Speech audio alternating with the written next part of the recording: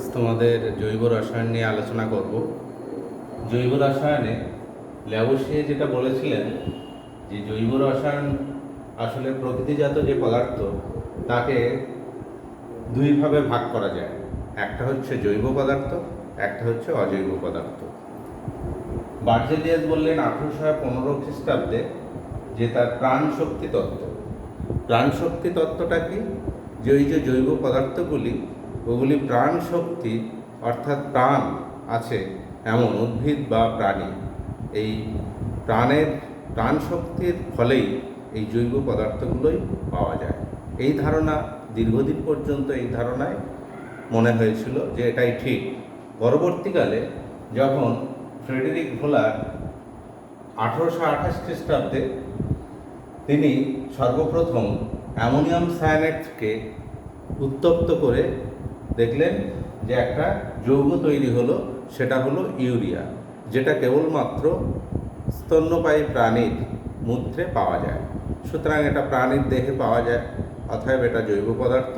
কিন্তু এটা তৈরি করা গেল অজৈব পদার্থ থেকে। সুতরাং তখনই ওই প্রাণশক্তি তত্ত্ব এই ধারণা ভুল বলে প্রমাণিত হলো। এবং এর পরেও আরও বিজ্ঞানী যারা যে বিভিন্নভাবে জৈব যৌগ বা জৈব পদার্থ অজৈব পদার্থ থেকে উৎপন্ন করেছে। এরপর আমরা আসি যে জৈব যৌগের আধুনিক সংজ্ঞা। সুতরাং জৈব যৌগকে কোন পদার্থগুলোকে জৈব যৌগ বলবো, এর আধুনিক সংজ্ঞা মতে যেটা বলা হয় যে কতগুলো যেমন অজৈব পদার্থ আছে, কার্বনের অক্সাইড অর্থাৎ carbon dioxide, carbon monoxide, calcium carbonate, carbonate যৌগ, বাইকার্বনেট যৌগ, সায়ানেট যৌগ। তাহলে এই রকম কতগুলো অজৈব পদার্থ ছাড়া, যার মধ্যে কার্বন আছে, ছাড়া আর যে সমস্ত কার্বন দ্বারা গঠিত যৌগ, সেই যৌগগুলোর মধ্যে দুটো ধর্ম বা বৈশিষ্ট্য দেখা যায়। একটা হলো ক্যাটিনেশন ধর্ম, ক্যাটিনেশন ধর্ম, আর অপরটি হলো সমবয়বতা।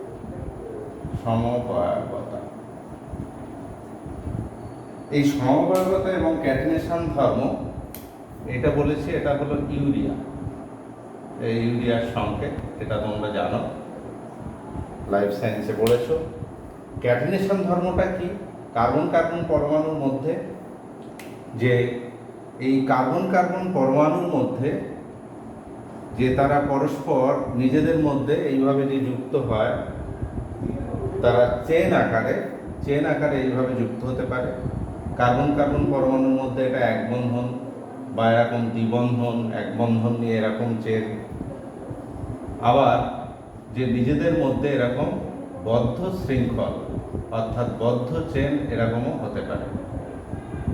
তাহলে এইভাবে কার্বন কার্বন পরমাণুর মধ্যে এই যে নিজেদের মধ্যে চেন আকারে তারা যে বন্ধন তৈরি করছে, এটা হলো একমাত্র কার্বনের এই বন্ধনটা হয় ক্যাটিনেশন ধর্মের জন্য। এটাকেই ক্যাটিনেশন ধর্ম বলা হচ্ছে। আর একটা বলা হচ্ছে সমবয়বতা। অবয়ব মানে আকার। তাহলে সমবয়বতা হচ্ছে একই রকম আকার, অর্থাৎ একই রকম আণবিক গঠন সংকেত একই হবে, কিন্তু দেখা যাচ্ছে যে তাদের ধর্মে আলাদা। তাদের গঠন সংকেত একই কিন্তু ধর্মে আলাদা। তাহলে এইরকম যৌগ এরকম হলে তখন বলা হচ্ছে এদের সমবয়বতা ধর্ম দেখা যায়। তাহলে জৈব যৌগের আধুনিক সংজ্ঞা মতে যে কতগুলি কার্বন ডাইঅক্সাইড বা বাইকার্বনেট বা এরকম সায়ানাইড যৌগ ছাড়া বাকি কার্বন দ্বারা গঠিত যৌগ, যাদের মধ্যে এই ক্যাটিনেশন ধর্ম এবং সমবয়বতা ধর্ম, এই দুটি ধর্ম দেখা যায়, তাদের বলা হচ্ছে জৈব যৌগ। আমরা সমবয়বতা নিয়ে পরে আবার আলোচনা করব। এখন আমরা জানি যে কার্বনের যোজ্যতা সেটা হয় কার্বন চতুর্যোজী যৌগ, চতুর্যোজী মৌল কার্বনের যোজ্যতার ত্রিমাত্রিক মডেল। এই মডেলটা ভ্যান হফ ও লাবেল মডেল বলা হয়, চতুস্তলকীয় মডেল। তার আগে যে ধারণা ছিল যে কার্বনের এই যে চারটে যোজ্যতা, এই চারটে যোজ্যতা হয়, এদের মধ্যে কোণ হয় 90 ডিগ্রি, এরকম 90 ডিগ্রি করে তারা কোণ করে তারা যুক্ত হয় অন্য কোনো মৌল কার্বনের সঙ্গে। কিন্তু দেখা গেল যে না, সেইটা সঠিক নয়। তাহলে ভ্যান টপ এবং লাভের বললেন যে এই চতুস্তলকীয় মডেল এটা একটি কাল্পনিক মডেল। চতুস্তলকীয় মডেলের কেন্দ্রে থাকবে কার্বন এবং সেই কার্বনকে ঘিরে যে তার চারটে যোজ্যতায়, মাঝখানে কার্বন কেন্দ্রে, একে ঘিরে একটা, দুটো, তিনটে, চারটে, এই চারটে বন্ধন চারটে যোজ্যতার জন্যে সেগুলো কেমনভাবে যুক্ত হবে, একটা চতুস্তলক তৈরি করবে, একটা চতুস্তলক তৈরি করবে। এইভাবে যুক্ত করা হোক,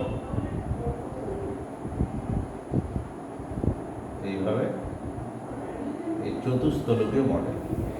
এবং এই পরপর দুটো বন্ধনের মধ্যে যে বন্ধন কোণ, এটা 109 ডিগ্রি 28 মিনিট, এদের মধ্যবর্তী কোণটা হলো 109 ডিগ্রি 28 মিনিট।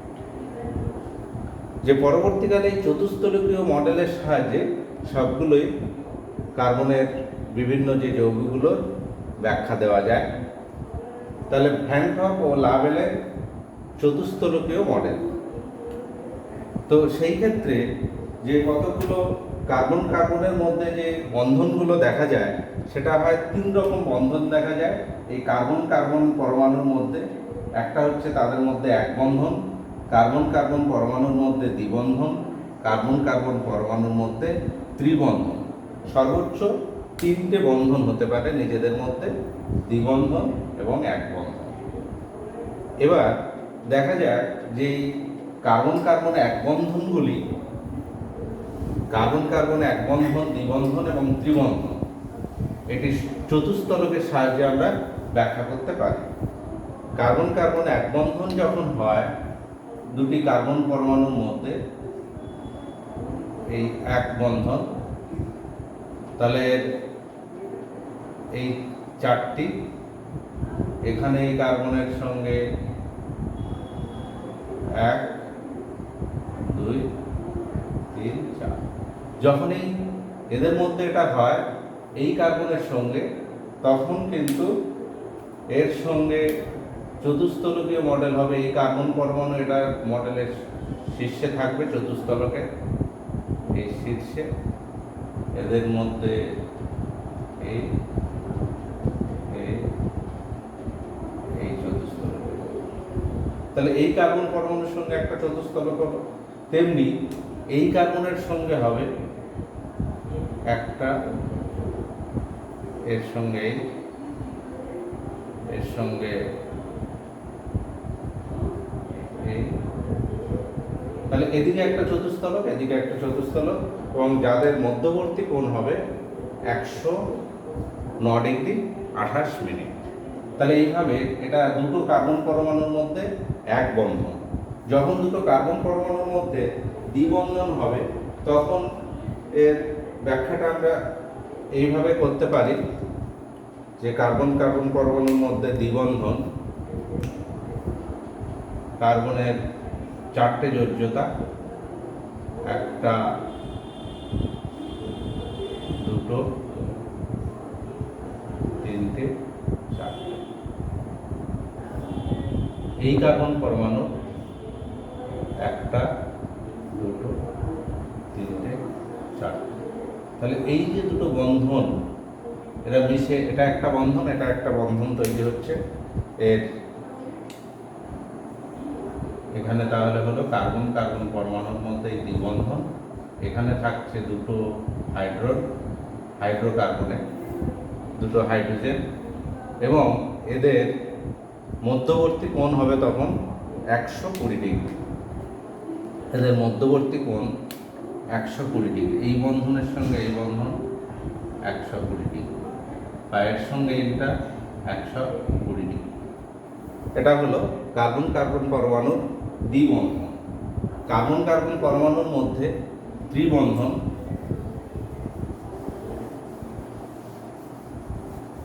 ত্রিবন্ধনটা হবে কার্বন পরমাণু,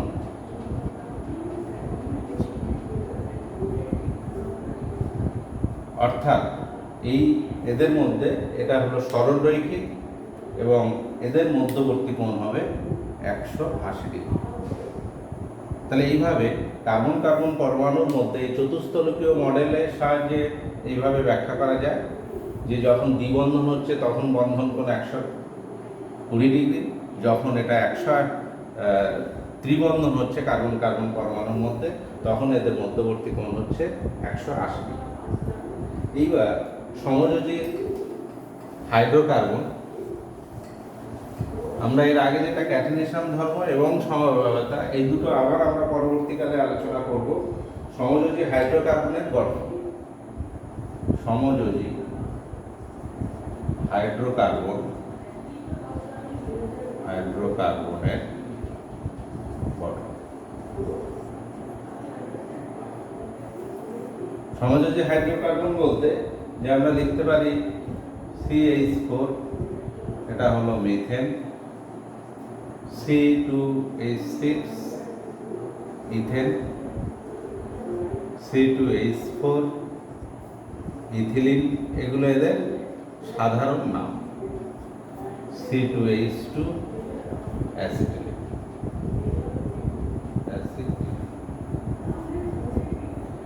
এইখানে যে এদের মধ্যে চতুস্তরীয় মডেলের সাহায্যে মিথেনের আমরা এইভাবে দেখাতে পারি যে কেন্দ্রে সি আর একটা দুটো এইভাবে চতুস্তরীয় মডেলের সাহায্যে ব্যাখ্যা করা যায়। এখানে তাদের বন্ধন কোণ হচ্ছে 109 ডিগ্রি 28 ডিগ্রি। এটা হলো মিথেন। ইথেন, এই যে বন্ধন কোণ কার্বন কার্বন পরমাণু, এখানে 1 2 3 1 2 3, এইখানে একটা hydrogen hydrogen hydrogen hydrogen hydrogen এই কার্বনের সঙ্গে এখানে চতুস্তলক তৈরি হচ্ছে। কার্বন কার্বন পরমাণু, এই কার্বনটা সেন্টারে থাকছে, এখানে একটা, এখানে। তাহলে এইভাবে চতুস্তলকীয় মডেল, যে মডেলটা আগে এঁকেছি, তাহলে এইভাবে ইথেন ইথেন একই জিনিস, আমাদের দুবার করে আবার দেখাচ্ছি।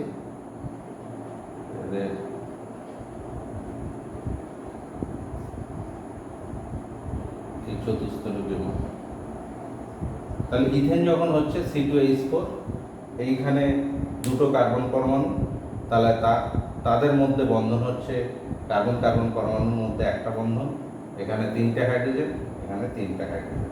তাহলে এটা সমযোজী হাইড্রোকার্বনের গঠন। ইথিলিন, ইথিলিন হলে এটা হবে এই C, এইখানে ডবল বন্ড CH, যাদের মধ্যবর্তী কোণ 120 ডিগ্রি। আর অ্যাসিটিলিন হলে এটা 3টে বন্ধন হাইড্রোজেন হাইড্রোজেন, এদের মধ্যবর্তী কোণ 180 ডিগ্রি। এটা হলো সমযোজী হাইড্রোকার্বনের বন্ধন। তাহলে অন্তত পক্ষে আমরা হাইড্রোকার্বন কাকে বলবো? হাইড্রোকার্বন হচ্ছে কার্বন এবং হাইড্রোজেন দ্বারা গঠিত শুধুমাত্র যে যৌগের মধ্যে, জৈব যৌগের মধ্যে কার্বন থাকবে এবং হাইড্রোজেন থাকবে, সেই জন্য এদেরকে বলা হচ্ছে হাইড্রোকার্বন।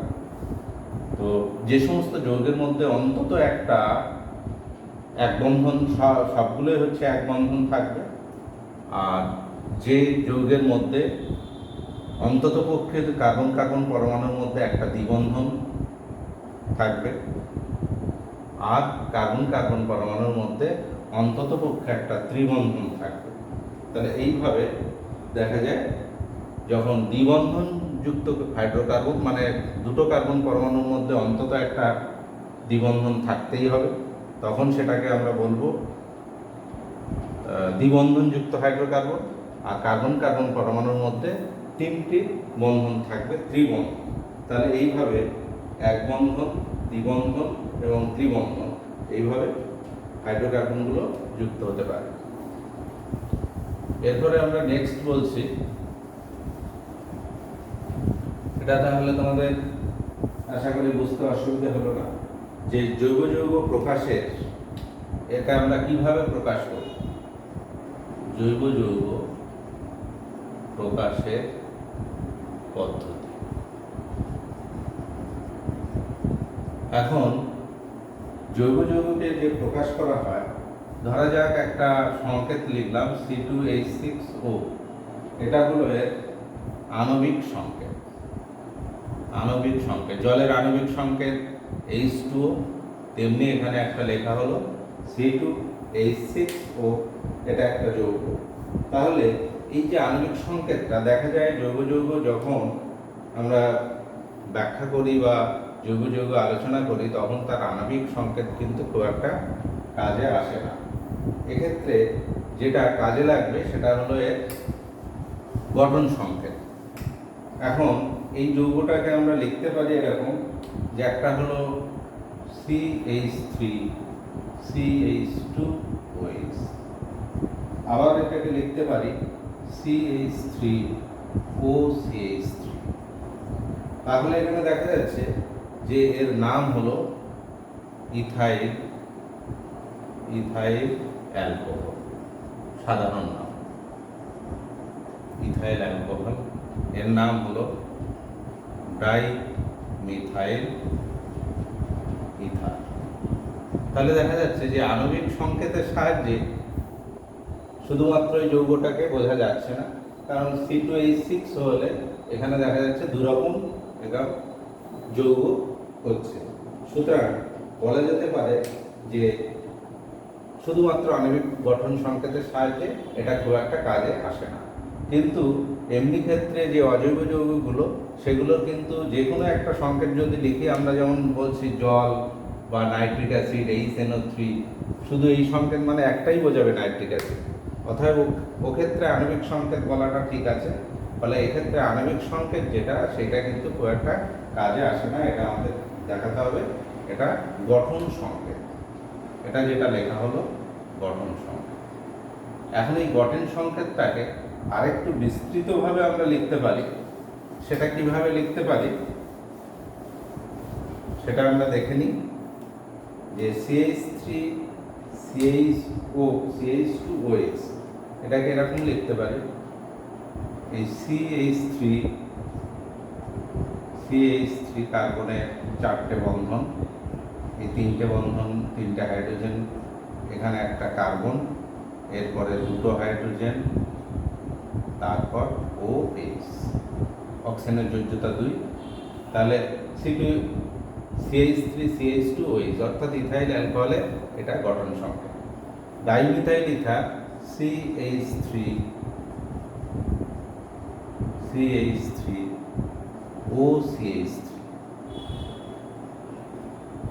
তাহলে এখানে যখন এই সি এর পাশে CH3 লেখা হচ্ছে, এই যে 3টে পরমাণু, এই 3টে পরমাণু কিন্তু ওই 1 নম্বর কার্বন, প্রথম কার্বনের সঙ্গে এই 3টে হাইড্রোজেন প্রথম কার্বনের সঙ্গে যুক্ত হবে, এই H3। তারপরে 2টো হাইড্রোজেন, এটা পরের যে কার্বনটা আছে তার সঙ্গে এই 2টো হাইড্রোজেন থাকবে, বন্ধন করবে।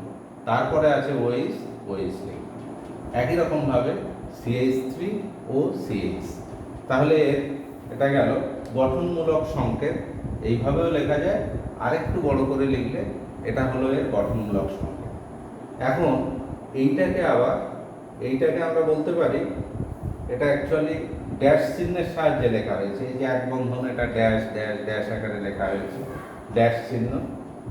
তাহলে এর সাহায্যে আমরা গঠন সংকেতটাই হলো জৈব যৌগের প্রকাশের হলো আসল পদ্ধতি। এইবার যেমন ধরো কোনো যৌগ মিথেন হলো CH4। মিথেন আমরা জানি জলাভূমিতে এটা দেখা যায়, মিথেন গাছের পাতা টাতা পচে গিয়ে মিথেন গ্যাস উৎপন্ন করে। তো এই মিথেনের যদি আমরা গঠন সংকেত লিখি, তাহলে আমরা লুইস ডটের সাহায্যে লিখতে পারি এখানে 4টে হাইড্রোজেন, 1 2 3 4। এখানে এর একটা ইলেকট্রন, এর একটা ইলেকট্রন, এর একটা ইলেকট্রন, কার্বনের একটা।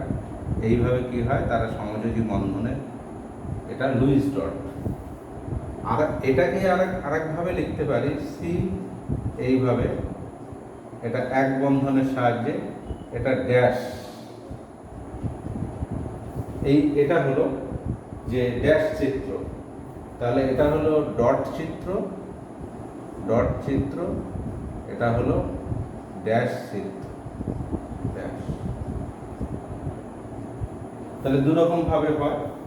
আরেকটা আমরা বলতে পারি, সেটা হলো তোমার রেখাচিত্র, রেখাচিত্র।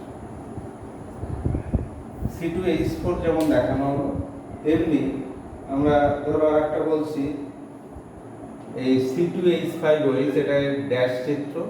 এটাকে যদি রেখাচিত্রের সাহায্যে দেখাই, তাহলে আমরা এরকম দেখাতে পারি, CH3CH2OH, এই 1 2 তাহলে এখানে এটা হলো রেখাচিত্রের সাহায্যে। রেখাচিত্রের এইখানে, এই প্রথমে এখানে শুরু হচ্ছে একটা কার্বন দিয়ে, এখানেও একটা কার্বন, তা CH3CH2OH, এখানে বুঝে নিতে হবে যে এইখানে একটা কার্বন আছে এবং এই কার্বনের সঙ্গে 3টে হাইড্রোজেন যুক্ত আছে। এখানে একটা কার্বন আছে, এর সঙ্গে 2টো হাইড্রোজেন যুক্ত আছে, তারপরে এখানে OH লেখা হবে। তাহলে এটা এই CH3CH2OH, অর্থাৎ এটা ইথাইল অ্যালকোহল,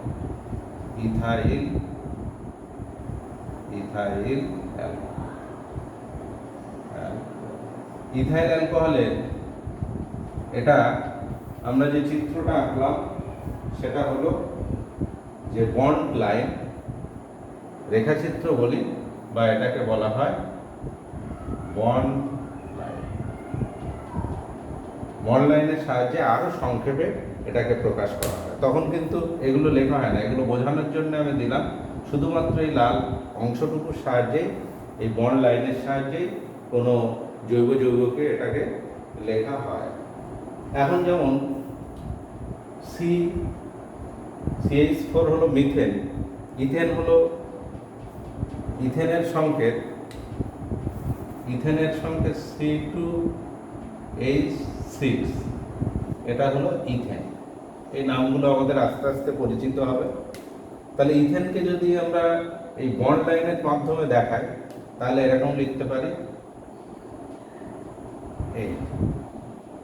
তাহলে শুধু এইটা লেখার অর্থ কি, যে এখানে এর দুই প্রান্তে, এখানে একটা কার্বন আছে, এখানে একটা কার্বন আছে, এবং ওই কার্বনগুলোর সঙ্গে কটা, 3টে করে হাইড্রোজেন আছে, 3টে করে হাইড্রোজেন আছে। তাহলে এটা হলো ইথেন। তেমনি যদি এরপরে C3H8, এটাকে লিখছি প্রোপেন। তাহলে প্রোপেন হলে এটা বন্ড লাইনের সাহায্যে কিভাবে দেখাতে পারি, 1 2 3, কি হলো? তাহলে এখানে একটা কার্বন আছে, এখানে একটা কার্বন আছে, মাঝখানে এখানে একটা কার্বন আছে, এই কার্বনের সঙ্গে আছে 3টে, এই কার্বনের সঙ্গে হাইড্রোজেন 3টে, এই কার্বনের সঙ্গে 2টো। তাহলে শুধুমাত্র প্রোপেনকে আমরা বন্ড লাইনের সাহায্যে খুব ইজিলি বলতে পারি, এইভাবে লেখার অর্থ হচ্ছে এটা প্রোপেন। ঠিক আছে, তোমাদের এর পরের দিন এর পরের অংশটা থেকে আলোচনা করব।